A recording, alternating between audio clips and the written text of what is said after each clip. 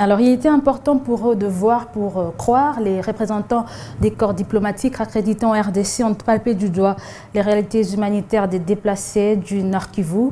Cette délégation a échangé avec le gouverneur militaire, une rencontre qui va booster les partenaires humanitaires à faire plus, d'autant plus que les besoins sont encore élevés. Aujourd'hui, c'est plus sous l'angle humanitaire. Donc, c'est une mission qui est venue de Kinshasa, assez nombreuse, avec des représentants du corps diplomatique. Donc il y a plusieurs ambassadeurs qui sont dans la mission assez large qui est à Goma pendant 2 jours pour se renseigner et discuter sur la situation humanitaire en particulier. On a eu ce matin une rencontre avec le gouverneur, le vice-gouverneur, les autorités de la province.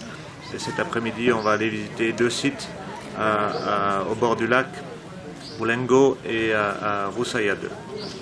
Cette mission est importante pour continuer à faire le plaidoyer, y compris au niveau international, sur la situation humanitaire en RDC. Donc c'est pour ça que c'est bien qu'on ait des ambassadeurs avec nous.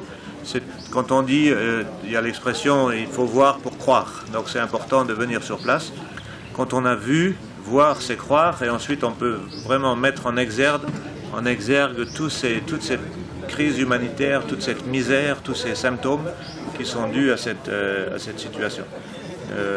Donc là, au niveau de cette mission en particulier, ça va booster encore plus les partenaires humanitaires à faire plus, parce que la réponse n'est pas satisfaisante pour le moment, tellement les besoins sont élevés. Il faut faire plus dans la réponse.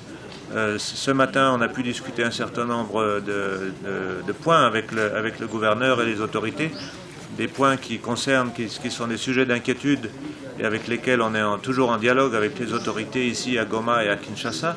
Parmi ces points, il y a la question des sites. Il y a trop peu de sites qui ont été alloués pour la réponse humanitaire, donc la plupart des déplacés vivent dans des sites spontanés, donc ce n'est pas vraiment des sites organisés. Pour l'instant, il n'y a que 2 sites qui ont été alloués où on peut vraiment installer des abris provisoires, ce sont les sites de Bouchagara.